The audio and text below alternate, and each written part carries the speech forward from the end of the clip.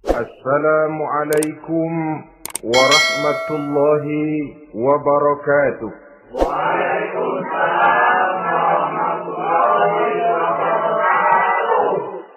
Alhamdulillahi wahdah, sadaqa wa'dah, wa nasara 'abdah, wa a'azza jundah. Wassalatu wassalamu ala man la nabiyya ba'dah, wa ala alihi wa sahbihi wa mawalah.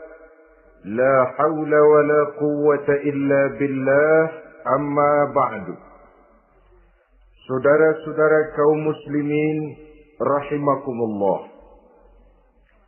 Seperti kita maklum bahwa Allah Subhanahu wa ta'ala menciptakan manusia dan jin untuk melaksanakan ibadah kepadanya. Manusia yang ingkar terhadap perintah ini dinamakan dengan orang-orang kafir.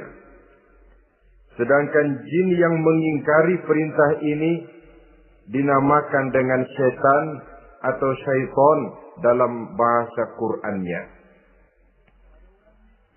Kemudian dalam perkembangannya, jin-jin yang kafir yang dinamakan setan ini bersekongkol dan menjadi bala tentaranya iblis untuk menggelincirkan manusia dengan berbagai macam cara dan jalan dari hal-hal yang diridhoi oleh Allah Subhanahu wa ta'ala. Adapun yang namanya iblis, pada hakikatnya cuma satu saja, yaitu yang ingkar kepada perintah Allah untuk sujud kepada Nabi Adam alaihi salam. Iblis inilah kemudian yang menjadi sesepuh, raja, biang atau dedengkotnya para setan. Seluruhnya akan tunduk kepada komando iblis, akan taat dan setia kepada perintah iblis untuk mencari teman yang sebanyak-banyaknya guna menemani mereka di neraka nanti. Maka mereka pun melakukan satu proklamasi yang bisa kita baca dalam surah Al-A'raf ayat 16 dan 17, di mana iblis dengan tegas menyatakan, "Qala fa bima aghwaytani la aq'udanna lahum siratakal mustaqim." Wahai Allah, kata iblis, dari sebab engkau telah menghukum saya, dari sebab engkau telah mengusir saya dari surga, maka saya berjanji akan menipu, akan menggelincirkan mereka, Adam dan keturunannya, dari jalanmu yang lurus. Apa jalan yang lurus? Tidak lain Islam ini. Dengan segala cara dan jalan, iblis dan bala tentaranya akan berusaha menggelincirkan manusia dari jalan yang lurus. Caranya bagaimana? Ayat ke-17 menjawab, "Tsumma la'atiyannahum min ba'di aydihim." Akan kami datangi mereka, akan kami goda mereka dari arah sebelah depan. Kalau cara itu tidak kena, wa min khalfihim, kami goda mereka dari sebelah belakang. Andai kata cara itu pun tidak mempan, wa an aymanihim, dari arah sebelah kanan. Kalaupun itu gagal, wa an syama'ilihim, kami akan datang dari arah sebelah kiri. Pendeknya dari 4 penjuru angin, iblis dan seluruh bala tentaranya yang bernama setan belum akan puas sebelum kita tergelincir dari jalan yang lurus yang diridhoi oleh Allah Subhanahu wa ta'ala. Sebagian ahli tafsir menjelaskan bahwa jika iblis menggoda dari arah depan, yang dimaksud dari depan ini adalah dunia. Sehingga manusia menjadikan dunia sebagai tujuan akhir dari seluruh kegiatan hidupnya. Ia pergi pagi, pulang sore, peras keringat, banting tulang, tidak ada yang dikejar kecuali dunia dan cuma untuk kepentingan dunia. Dunia yang membuat orang berpaling daripada akhirat. Dunia yang membuat orang lupa kepada tujuan penciptaannya. Maka dunia termasuk perangkap iblis. Apa isi dunia? Biasanya yang lazim itu 3 ta itu. Harta, tahta, wanita.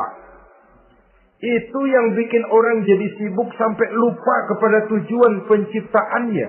Untuk apa dia diciptakan oleh Allah. Ini wa'an min baini aidihim. Kami goda mereka dari arah depan dengan menyodorkan dunia dalam bentuk yang hijau ranau, dunia dalam bentuk yang manis sehingga mereka tenggelam di dalamnya lalu melupakan akhirat. Kalau cara itu juga tidak kena, wa min khalfihim, kami datang dari sebelah belakang. Kami lupakan mereka kepada akhirat. Itu mah urusan nanti bagaimana saja. Yang penting yang kita hadapi sekarang apa? Dunia. Akhirat kita belum tahu dan bahkan belum tentu ada. Yang sudah pasti saja kita garap. Melupakan akhirat. Wa an aimanihim. Yang dimaksud dari arah sebelah kanan. Iblis dan setan selalu menghalang-halangi manusia untuk berbuat kebaikan.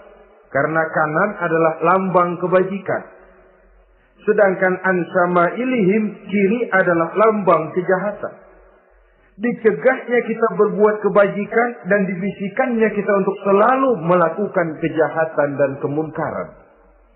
Wala tajidu aktsarahum syakirin, dan akan kamu dapati sedikit sekali di antara manusia yang bersyukur atas nikmat yang telah engkau berikan kepada mereka. Ditanamkan rasa ingkar kepada nikmat. Jika kita tidak kufur iman, dibuatnya kufur nikmat. Mengeluh padahal hidup sudah serba cukup. Merasa masih sangat kurang padahal orang lain sudah titik air liurnya melihat keadaan kita. Sedikit sekali di antara mereka yang pandai bersyukur kepada nikmat yang telah engkau berikan itu ya Allah. Jadi untuk ingkar nikmat, bisikan selalu datang dari iblis. Coba lihat itu. Temanmu yang tidak pernah sholat, rezekinya lancar. Kamu berhenti saja sholat. Yang tidak pernah ke masjid, pangkatnya naik terus. Udah berhenti aja ke masjid. Atau setidak-tidaknya mengeluh dalam hati. Tuhan kayaknya tidak adil. Kenapa saya rajin sholat kok rezeki seret benar?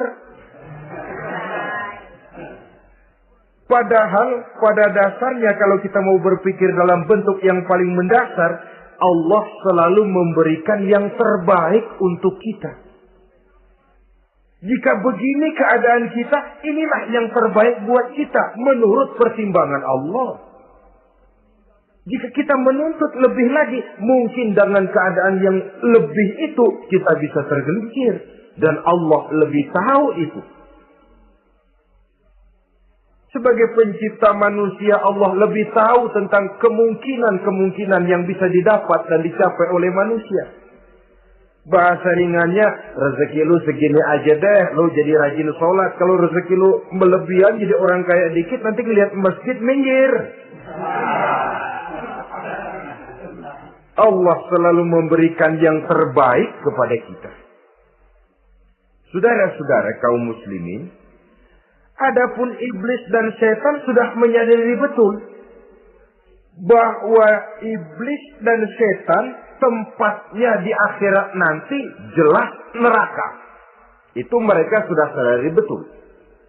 Maka yang mereka kepengen sekarang bagaimana mencari teman sebanyak-banyaknya untuk menemani mereka di neraka nanti.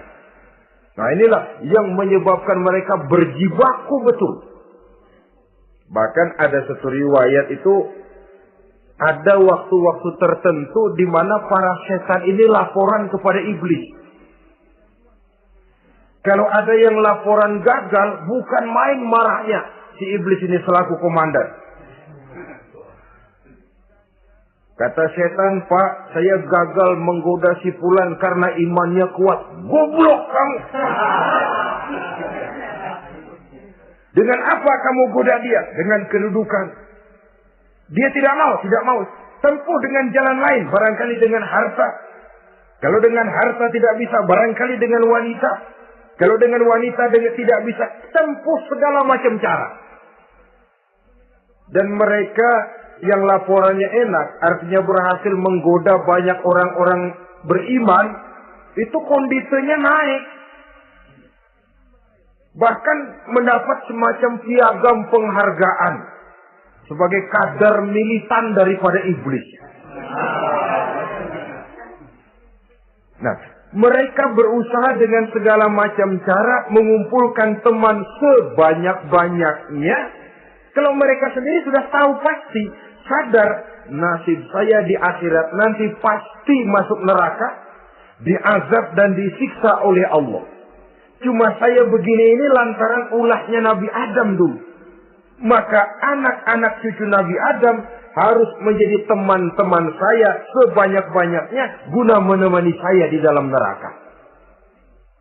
Oleh karena itu, pada kesempatan pertemuan saat ini, kita akan membicarakan siapa sih teman-teman setan itu. Diriwayatkan dari Wahab bin Munabbih bahwa pada satu hari iblis diperintahkan oleh Allah untuk datang kepada baginda Rasulullah sallallahu alaihi wasallam dan menjawab segala pertanyaan yang diajukan oleh baginda Nabi. Datang iblis dalam bentuk orang tua pakai tongkat. Jadi iblis itu bisa malih warna, dia termasuk jenis makhluk halus toh. Seperti halnya jin dan malaikat, itu bisa malih warna sesuai dengan yang mereka kehendaki. Ketika datang, baginda Nabi bertanya, "Man anta?" Siapa kamu? Dia jawab, "Ana iblis." Saya iblis. Jujur. "Limadza ji'ta?" Mau apa kamu datang kemari? Kata baginda Nabi. Dijawab oleh iblis, "Innallaha amaroni an atika wa ujibaka an kulli ma sa'altani." Allah memerintahkan saya untuk datang kepadamu dan menjawab segala pertanyaan yang engkau ajukan kepada saya. Nah, atas pernyataan ini, baginda Rasul kemudian bertanya dengan dua pertanyaan. Pertanyaan pertama, iblis, "Kam ikhwanuka min ummati?" Ada berapa sih teman-temanmu dari golongan umatku? Dari golongan umatku, umat Islam ini. Bukan orang lain. Kalau orang kafir itu sudah jelas. Itu memang CS-nya iblis. Tapi dari umatku, siapa saja yang jadi teman-teman kamu iblis? Menjadi antekmu, menjadi alatmu sejak dari dunia sampai ke neraka nanti. Atas pertanyaan ini iblis menjawab, "Teman-teman saya dari golongan umatmu ya Muhammad, asarun. Ada 10 orang. Ada 10 orang yang merupakan teman-teman iblis dari dunia sampai ke neraka." Siapa mereka? Pertama kata iblis, teman saya hakimun jair. Hakim yang curang. Hakim yang tidak adil. Ini bisa dimaklumi. Kenapa? Karena hakim diharapkan adalah produk keadilan. Sehingga orang mengatakan seorang hakim adalah seorang yang meletakkan sebelah kakinya di surga dan sebelah lagi di neraka. Kalau adil dia menghukum, kaki sebelah kanan yang akan menentukannya ke surga. Kalau licik dia menghukum, kaki sebelah kiri yang akan menjerumuskan dia ke dalam neraka. Saudara-saudara kaum muslimin rahimakumullah. Sesungguhnya dalam kehidupan, Kurangnya sandang pangan bukan satunya-satunya sebab yang membuat orang menderita. Tidak teraturnya perumahan, kurangnya lapangan kerja bukan satu-satunya yang menyebabkan rakyat menderita. Tapi lukanya rasa keadilan. Tidak tegaknya hukum sebagaimana yang diharapkan.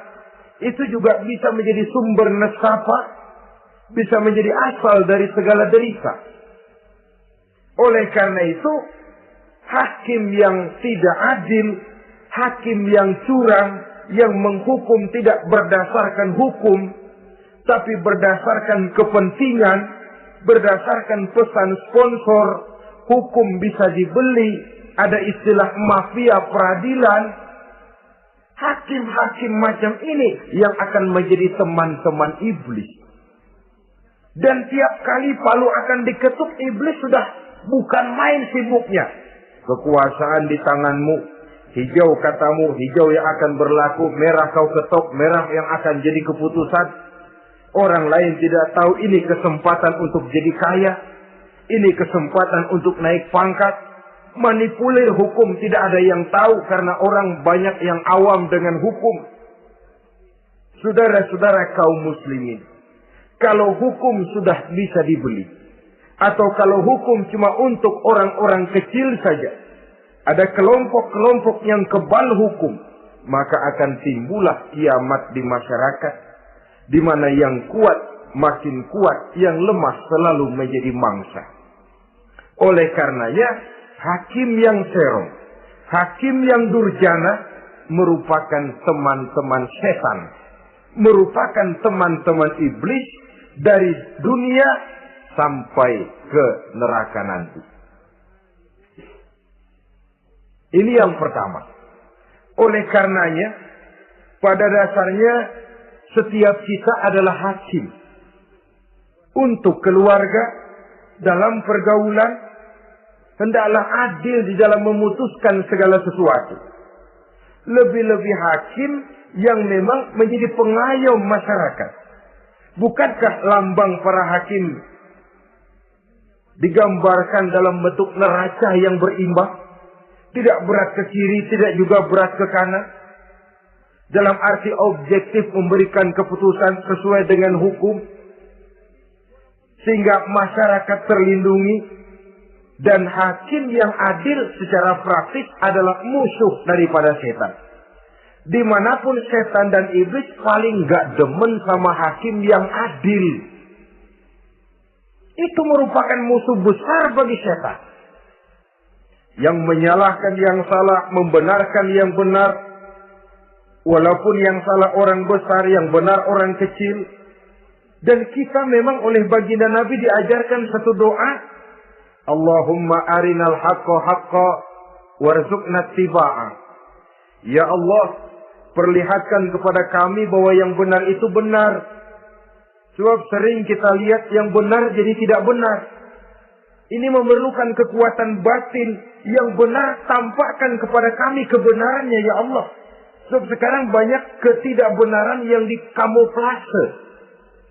Banyak ketidakbenaran yang diberikan lipstick. Sehingga kelihatannya menjadi benar. Ini baik doa ini saya pikir dibaca oleh para hakim. Allahumma arinal haqqa haqqa.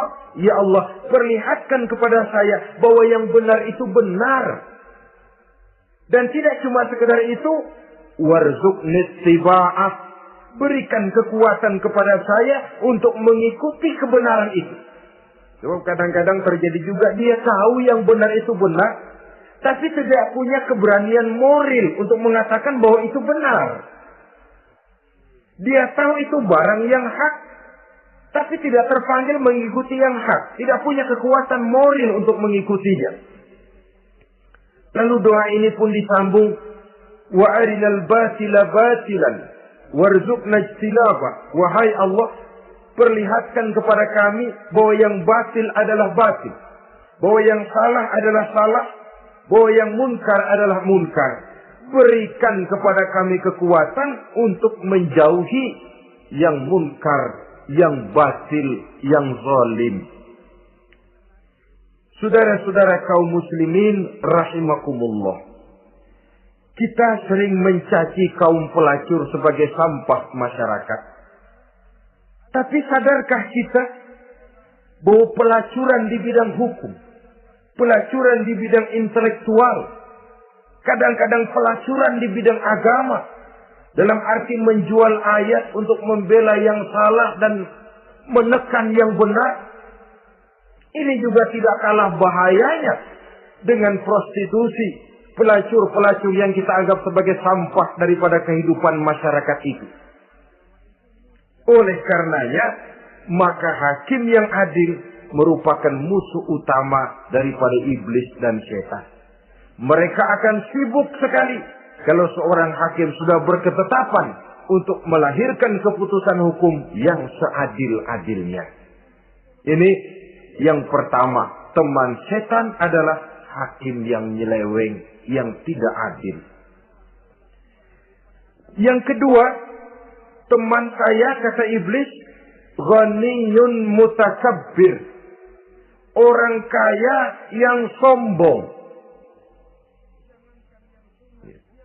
Orang kaya sombong itu teman setan. Orang miskin sombong itu lebih teman lagi tuh. Sebab ini sudah kelewatan. Kalau orang kaya sombong barangkali masih lumayan lah, memang kaya. Tapi kalau sudah miskin sombong, minta ampun. Orang kaya yang sombong adalah musuh iblis.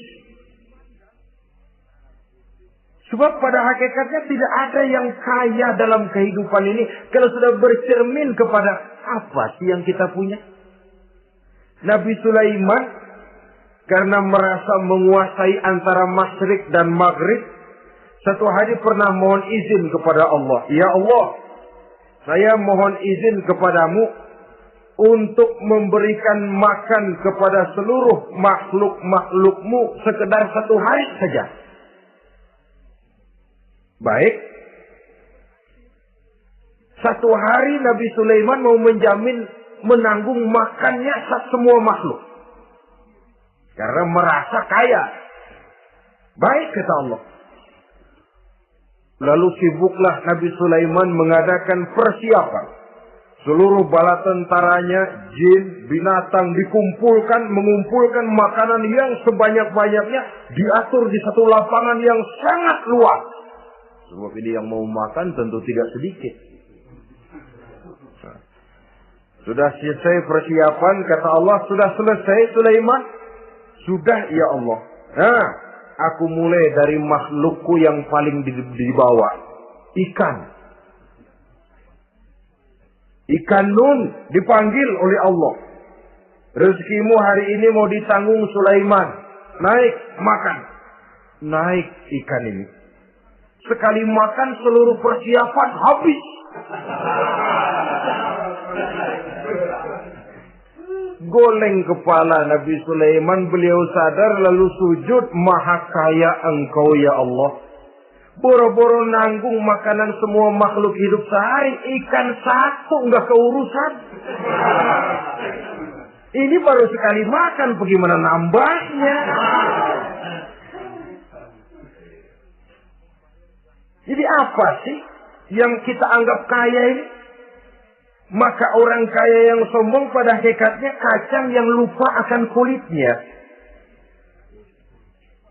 Tidak ada yang kita bawa pada saat kita terlahir ke alam ini. Sebagaimana juga tidak ada yang kita bawa pada saat kita meninggalkan alam ini. Harta kita akan pindah nama.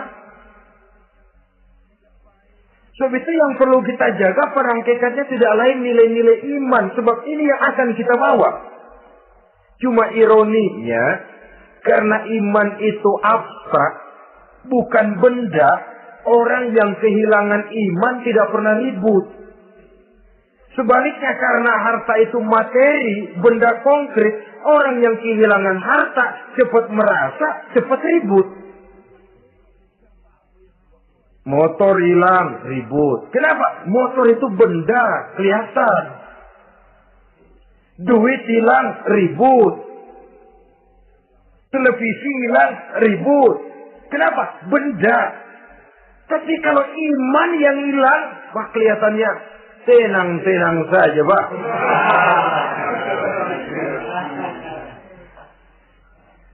Padahal ini usaha iblis. Bagaimana orang kehilangan iman, menjadi kafir, masuk grup dia untuk menemani dia di dalam neraka nanti. Dia gelincirkan iman kita, dan kita sering tanpa terasa telah mengalami pergeseran nilai-nilai iman kalau tidak tergusur sama sekali. Cuma saya katakan tadi, oleh karena iman ini bukan benda, orang yang kehilangan iman kurang begitu merasa. Padahal ini yang paling berharga. Sebab ini yang akan kita bawa menghadap Allah. Orang itu kalau sudah yakhruju minad dunya bighairi iman, keluar dari dunia, meninggalkan dunia dan seluruh isinya, kembali menghadap Allah dengan tidak membawa iman, tempatnya jelas sudah. Itu yang paling kita khawatir.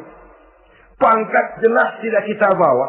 Harta benda akan pindah nama jadi milik ahli waris kita. Tiba-tiba iman yang cuma satu itu tempat kita bergantung, hilang juga dari diri kita. Dengan apa kita mau menghadap Allah? Dan kemalangan apa yang lebih besar dari orang-orang yang telah kehilangan iman pada saat dia menghadap Allah Subhanahu wa ta'ala. Karena itu, saudara-saudara, terutama yang diberikan amanah berupa harta oleh Allah dalam kehidupan ini, bersyukurlah kalau saudara diberikan kepercayaan oleh Allah untuk menyalurkan rezeki kepada orang lain. Seperti kran yang nyimpen air tapi tidak untuk dirinya, disalurkan kepada yang memerlukannya. Rezeki dia cuma lewat tangan saya. Rezeki dia cuma lewat tangan saya. Berbahagialah orang kalau dipercayai Allah untuk menyalurkan rezeki kepada orang lain. Artinya agen. Yang ditunjuk jadi agen Allah, kok nggak bangga?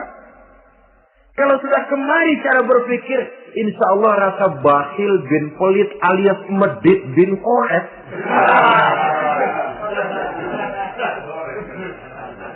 Itu insya Allah nggak ada.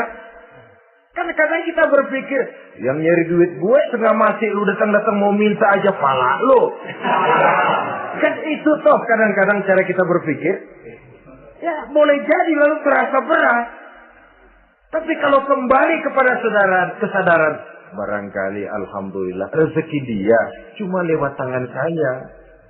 Kalau saya nggak ngasih dia, barangkali nggak semudah ini saya dapat rezeki.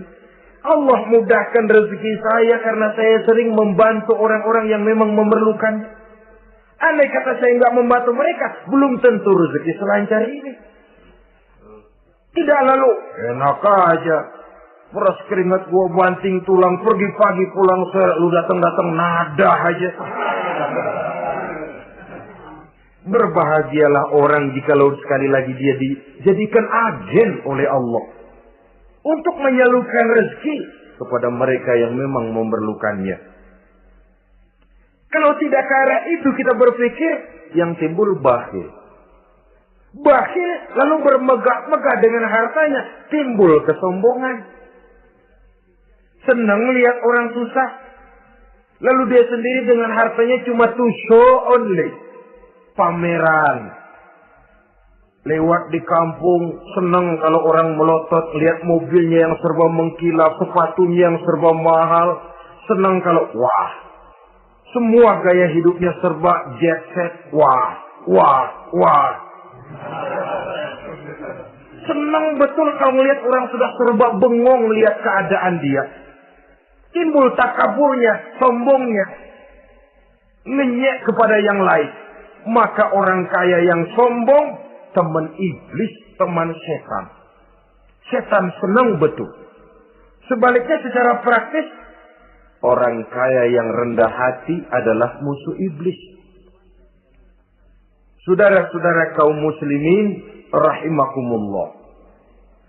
Lain memang. Kalau kita diberikan ilmu, di akhirat nanti pertanyaan cuma satu. Ilmumu kau amalkan untuk apa? Kalau kita diberikan umur panjang, pertanyaan akhirat satu saja. Umurmu kau habiskan di mana? Tapi kalau sudah harta diberikan kepada kita, pertanyaan akhirat dua. Min aina iktasabahu wa fima anfaqahu. Hartamu kau dapat dari mana? Kau belanjakan kemana? Depan belakang ditanya. Yang ketiga, teman iblis itu tajirun kha'in. Pedagang yang berkhianat. Baik kepada sesama teman pedagangnya, karena ingin lebih maju dari yang lain. Terjadi persaingan yang tidak sehat di berbagai bidang bisnis. Ataupun kepada para pembelinya. Dengan mengatakan barang yang baik adalah barang yang tidak baik menjadi baik. Sebab pada dasarnya apabila kaum pengusaha sudah berkhianat akan timbul kegoncangan ekonomi. Dan kegoncangan ekonomi dampaknya adalah melahirkan kelas-kelas kemiskinan. Kemiskinan merupakan satu perangkap iblis. Biasanya orang kalau udah melarat udah dekat banget sama kafir. Kalau tidak dilatar belakangi oleh nilai iman yang kuat. Udah melarat udah dekat benar sama kafir. Apalagi iblis ini menggodanya. Pandai dia. Kepada orang miskin dia datang dengan bujukan materi. Kepada yang cukup hartanya, dia datang dengan bisikan lain. Pendeknya, iblis dan setan itu ibarat tukang joget, dia ngerti betul irama kendang.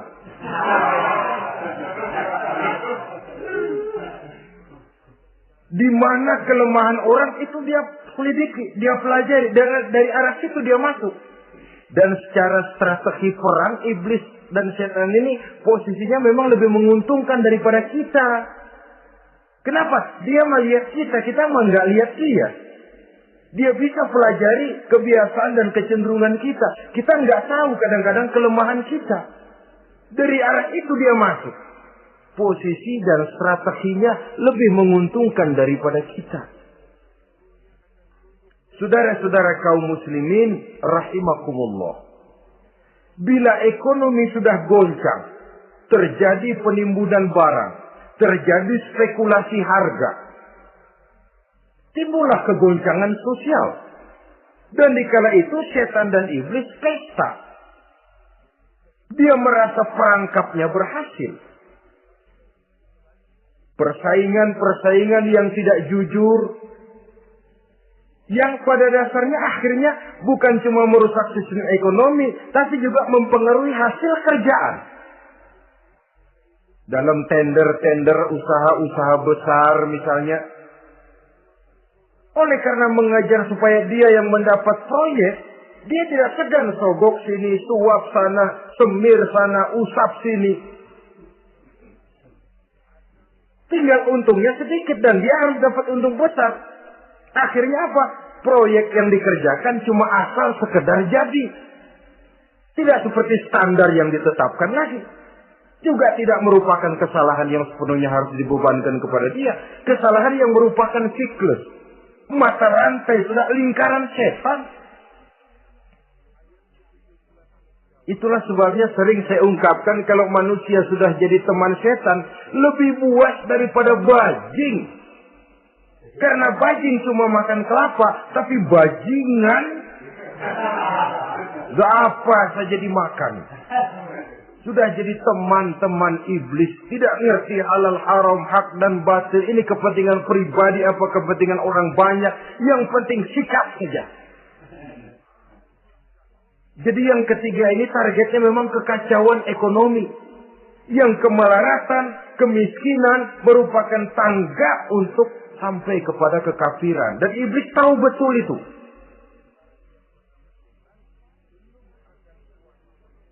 Lain misalnya contoh yang diberikan oleh Rasul. Rasul kan pernah dagang di kala remaja itu. Membawa dagangannya Siti Khadijah. Kain. Beliau dagang kain. Berapa kain ini? Oh kalau ini Saya ambil dari Ibu Khadijah 25 rupiah. Saudara mau beli saya berapa terserah asal saya ada untungnya. Dan kalau modalnya 25, betul-betul beliau bilang 25. Jujur. Kita kan enggak, udah bohong campur sumpah lagi.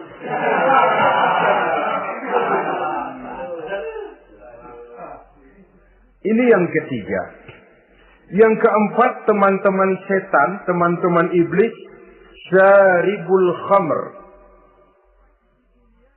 Orang yang minum arak, pemabuk, itu teman setan. Bahkan divonis tidak beriman orang yang pada saat meninggal dunia di dalam perutnya itu masih ada khamr.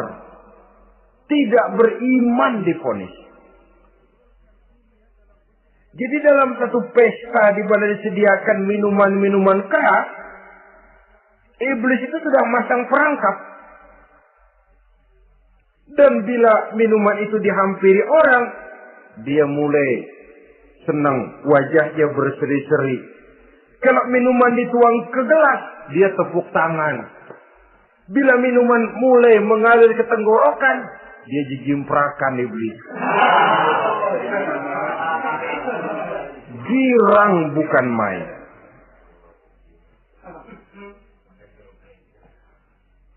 Saudara-saudara kaum muslimin rahimakumullah. Kenapa pemabuk merupakan teman setan? Karena dalam keadaan mabuk, orang kehilangan daya kontrol. Perbuatannya nyaris tidak terkontrol lagi. Tidak ada rahasia, tidak ada harga diri, tidak ada sifat memelihara.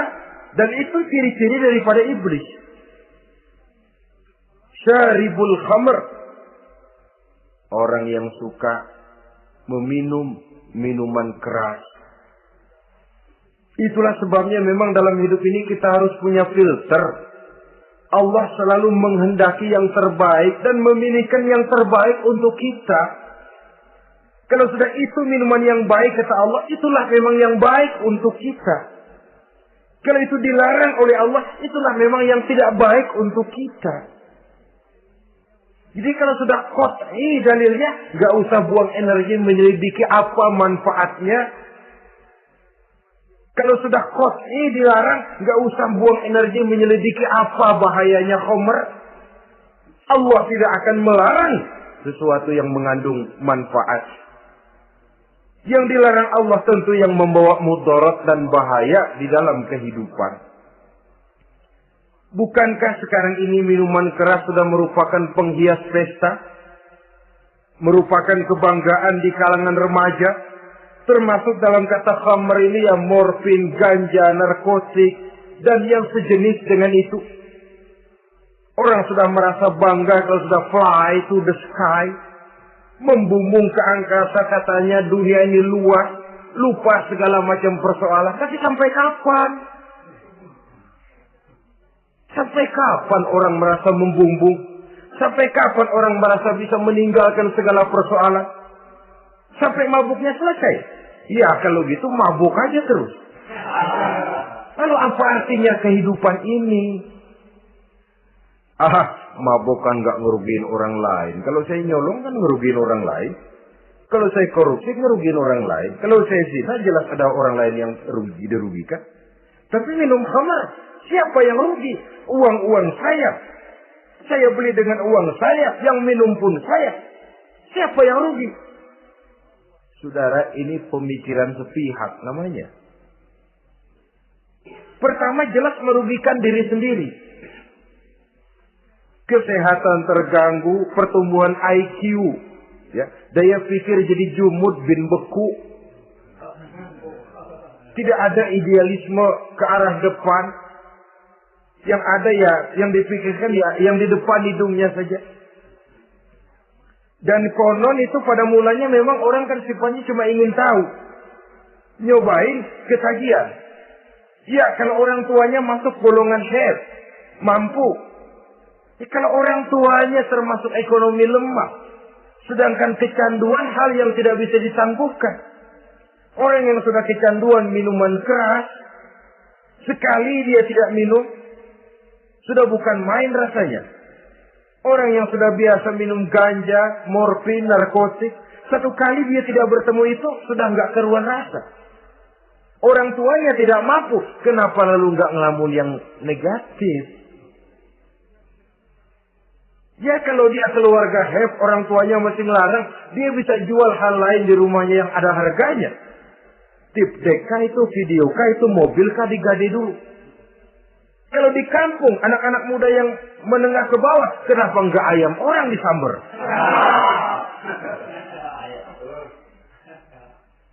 Terjadilah perbuatan negatif yang akhirnya merembet kepada merugikan orang lain. Hakikatnya zahirnya memang pada mulanya hanya merugikan diri sendiri. Tapi lambat laun akan merembet juga kepada merugikan orang lain. Oleh karena itu pantas kalau dalam perjalanan Mi'raj begitu hendak start dari Masjidil Aqsa menghadap Allah, kepada baginda Nabi disodorkan 2 gelas minuman. Segelas susu dan segelas arak. Muhammad, kau ambil salah satu minuman itu, kau minum. Mantap, Nabi mengambil gelas yang isinya susu lalu beliau minum. Selesai minum, kata Jibril, "Sadaqta ya Muhammad, laqad asabtal haq." Kamu benar Muhammad, pilihanmu tepat. Kenapa? Untung saja susu yang kamu minum. Kalau arak yang kamu ambil, kamu pilih dan kamu minum, pasti umatmu bakal pada jadi umat teler semua nanti. Wong Nabi milih susu saja umatnya masih banyak yang teler. Apalagi kalau beliau memilih khamr waktu itu. Tapi ini sekedar simbol bahwa begitulah kita dalam hidup. Saudara, kalau di depan kita ditaruh segelas jamu, segelas sirup, kira-kira pilih mana? Jamu. Sirup apa jamu? Jamu. Orang yang berpikir panjang ke depan, dia bakal pilih jamu. Memang pahit, getir, nggak enak, tapi besok pagi badan enteng, kerja semangat, berpikir cerdas, gairah ada. Orang yang pikirannya pendek, ngapain jamu getir nih, sirup nih. Manis ini. Dia minum, bukan main manisnya. Besok pagi bibir pada jontor. Begitulah dalam kehidupan ini. Maka hendaknya kita berusaha dengan sekuat kemampuan untuk menghindarkan diri dari minuman keras dan pengaruh-pengaruhnya. Yang kelima, teman iblis itu al-qattad. Tukang-tukang fitnah. Itu suling iblis itu. Trompet setan. Sebab apa? Benar kalau Quran mengatakan, Nabi mengatakan al-fitnatu asyaddu minal qatli. Fitnah lebih bahaya dari pembunuhan. Sebab apa? Pembunuhan membunuh orang secara langsung. Fitnah membunuh orang pelan-pelan. Kalau mati mau mendingan cepat daripada pelan-pelan. Pelan-pelan mati, cepat mati, enakan cepat, nggak ngerasain sakit. Fitnah membunuh orang pelan-pelan. Nama baik orang hancur, dicoreng-moreng di tengah masyarakat. Maka tukang-tukang fitnah, teman-teman setan dari dunia sampai ke neraka nanti. Karena fitnah lebih bahaya daripada pembunuhan. Mengada-ada yang tidak ada diada-adakan, fitnah. Melebih-lebih berita semeter jadi 3 meter, yang 2 meter. Ya kalau positif, kalau negatif, fitnah. Memang orang bilang kalau kita nitip duit jangan harap lebih, kurang bisa. Tapi kalau nitip omongan jangan harap kurang, pas saja sudah untung itu. Biasanya lebih, namanya omongan. 1 meter jadi 2 meter, 2 meter jadi 3 meter. Itu sifat dari yang namanya omongan. Kita kirim uang, udah gak bakalan lebih dah. ini nitip uang sama saya 50.000, tambahin 10.000, langka yang berpikir begitu. Kurang malah bisa. Enak aja nitip, gua kan kemarin pakai ongkos. Hitung transport misalnya. Tapi kalau sudah nitip omongan, pas saja sudah untung loh. Biasanya malah lebih. Fitnah pernah melanda Nabi Zakaria. Fitnah pernah melanda Habil dan Qabil. Fitnah pernah melanda Nabi Ibrahim. Fitnah bahkan pernah melanda kehidupan baginda Rasulullah Sallallahu Alaihi Wasallam. Dalam peristiwa yang lazim kita kenal dengan hadisul ifki, bagaimana gosip pun sempat mengguncang rumah tangga kehidupan baginda Nabi.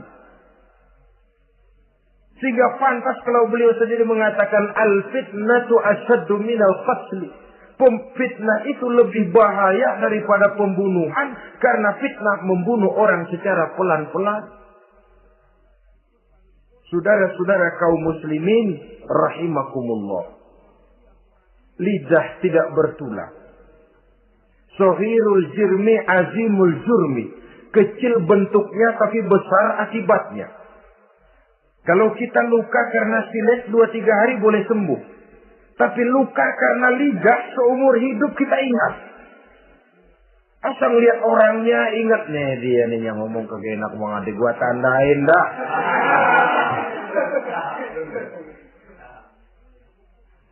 Itulah sebabnya pepatah bilang salamatul insan fi hifzil lisan. Orang akan selamat jikalau dia pandai menjaga lidahnya. Saudara-saudara kaum muslimin, yang keenam, teman setan sahibur riya. Orang yang riya, beramal cuma to show only, supaya ingin dipuji orang, ingin dilihat orang, riya namanya. Tidak ada ikhlas. Sebab kata Imam Ghazali, an-nasu kulluhum niyamun illal alimun. Wal alimuna an-nasu kulluhum mauta illal alimun.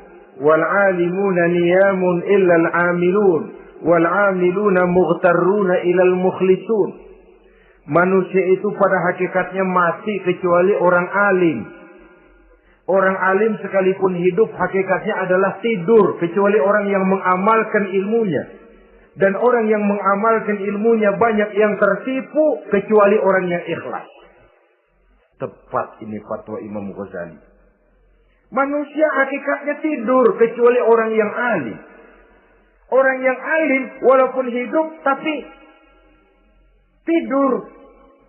Hidup tidur, yang nggak bisa berbuat banyak kecuali orang yang mengamalkan ilmunya.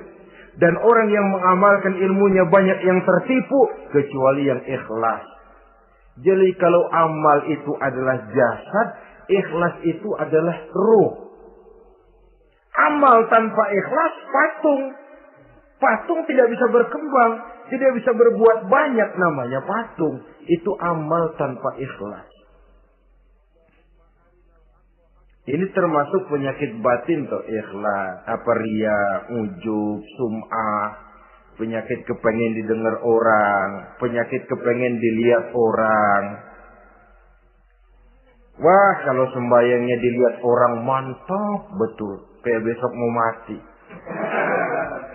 Tapi kalau sudah sembayang yang nggak dilihat orang, wah kilat khusus, cepat bukan main. Riya. Ini yang menghancurkan amal ini nggak terasa. Sifat kita sendiri. Riya ini menggeragoti amal. Sebagaimana api menggeragoti kayu bakar.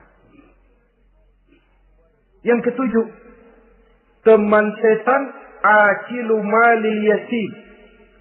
Orang yang memakan harta anak yatim. Itu setan senang betul itu.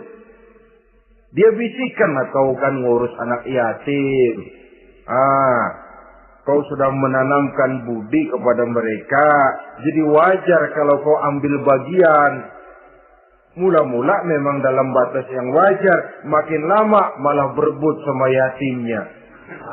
Makin kesonoin, yatimnya malah nggak keduman, panitianya yang kenyang. Akilu malil yatim, orang yang memakan harta anak yatim secara zalim, ini merupakan teman setan.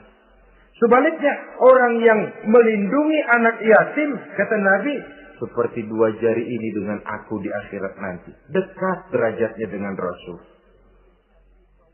Yang kedelapan, teman setan al-mutahawinu bis shalah.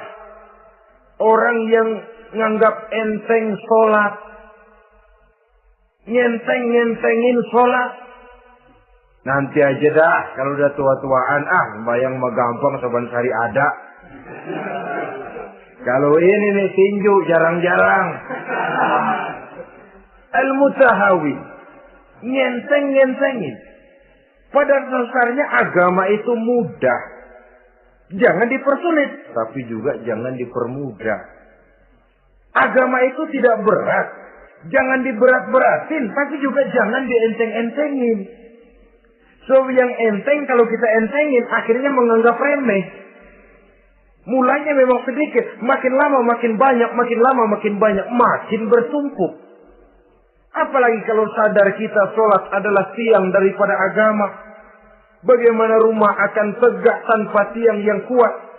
Bagaimana agama akan tegak dalam diri seseorang kalau sholatnya dia enteng-entengi?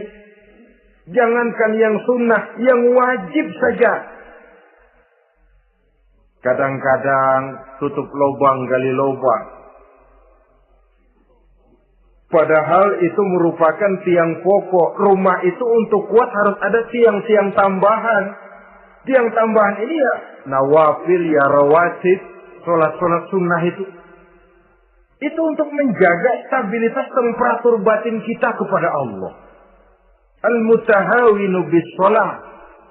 Jadi kalau sudah masuk waktu, beduk misalnya berbunyi, azan berkumandang, iblis mulai menyebar bala tentaranya.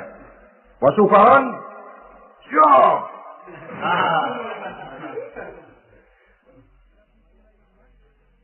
Kama yang dagang dia bisikin.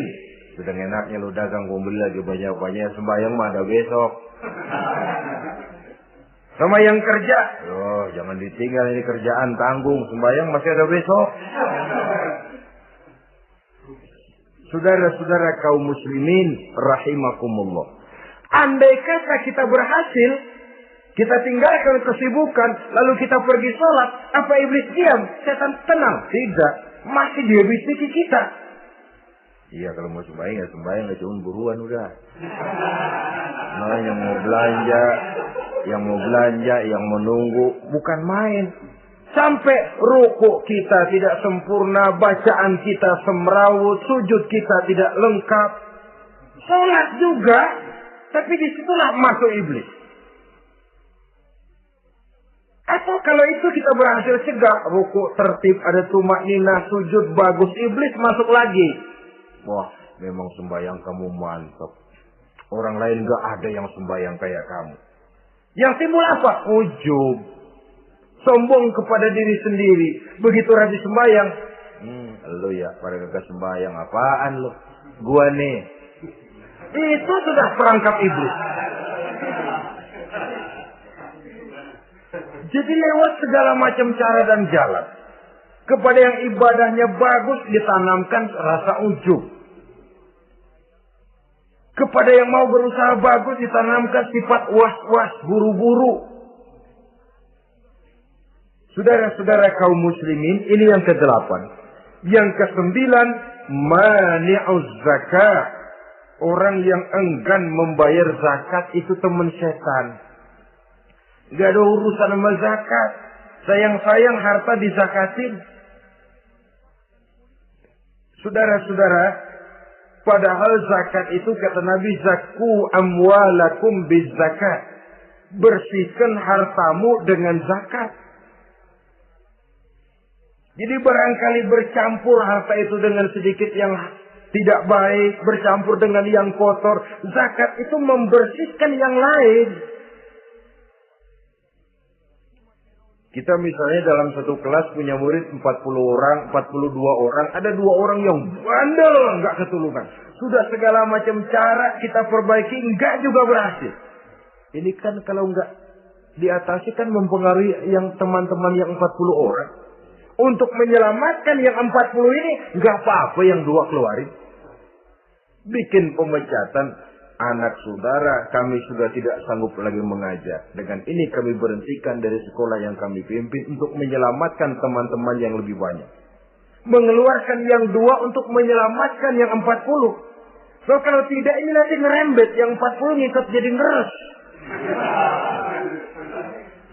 Itu juga harta. Zakat untuk membersihkan yang masih tersisa. Yang terakhir yang ke-10.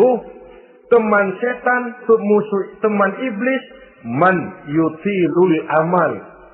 Orang yang terlalu panjang angan-angan. Penghitung bintang di langit. Yang hidup cuma ngitung jikalau. Wiridannya cuma jikalau.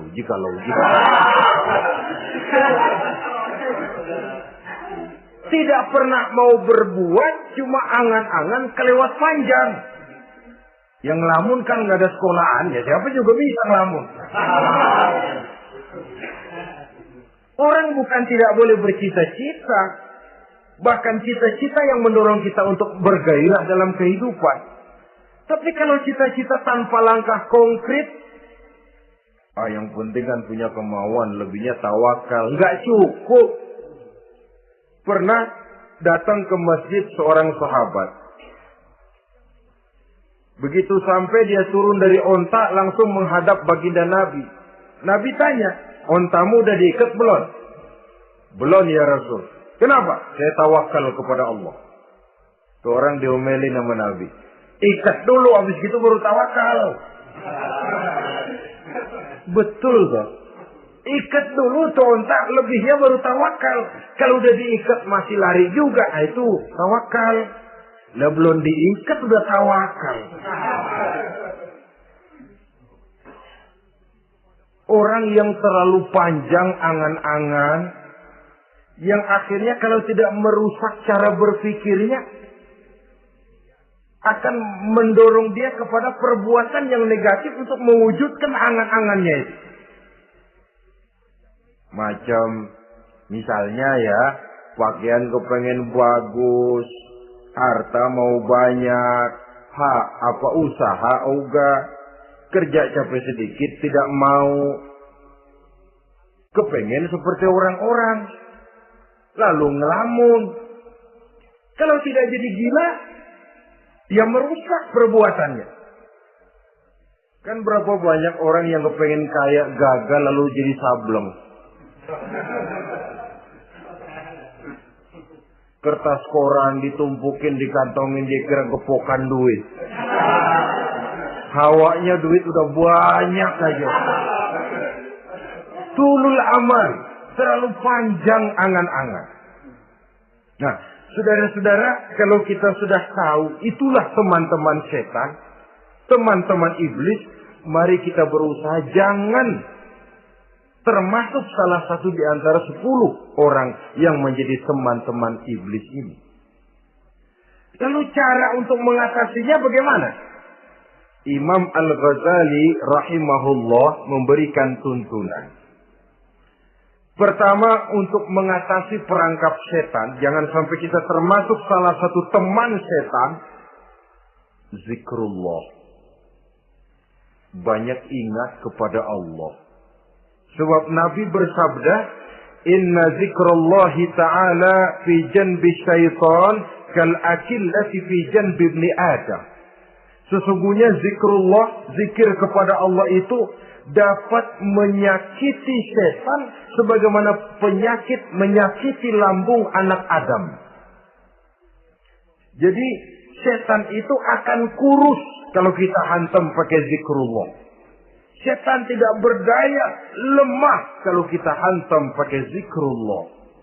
Ingat, Allah selalu merasakan kehadiran Allah dekat dalam hidup. Itu senjata pertama. Dengan zikrullah, setan kurus. Kalau udah kurus, dia lemas. Nggak berdaya ngadepin kita. Tapi kalau nafsu yang kita ikutin, kita umpanin tuh setan. Lah gemuk. Begitu gemuk, makin berleluasa dia ngutak-ngatik kita. Yang kedua, jangan mendekati tempat maksiat. Sebab man hama haulal hima yusiku ayyaqu'afi. Orang yang main di pinggir kali ditakutin kecebur di kali. Jangan mendekati tempat yang cenderung membawa kita ke tempat maksiat. Saudara-saudara, yang ketiga, mengosongkan perut. Dalam arti rajin puasa sunnah. Kata Nabi, inna syaitan yajri min ibni Adam majrad dam fatayyiku majariyahu bil ju'. Setan mengalir dalam diri manusia seperti mengalirnya darah. Maka persempit jalan setan dengan apa? Bil ju', dengan memperbanyak lapar. Bukan memperturutkan syahwat. Pantas kalau Nabi bilang, saya adalah sekelompok orang yang tidak makan kecuali kalau kami lapar. Dan kalau kami makan, tidaklah sampai kekenyangan. Bukan nggak kenyang, tapi nggak kekenyangan. Yang terakhir kata Imam Ghazali, hendaknya kita selalu ingat bahwa tujuan iblis dan setan adalah menjerumuskan manusia. Menyengsarakan manusia. Supaya kita menjadi teman mereka di neraka nanti.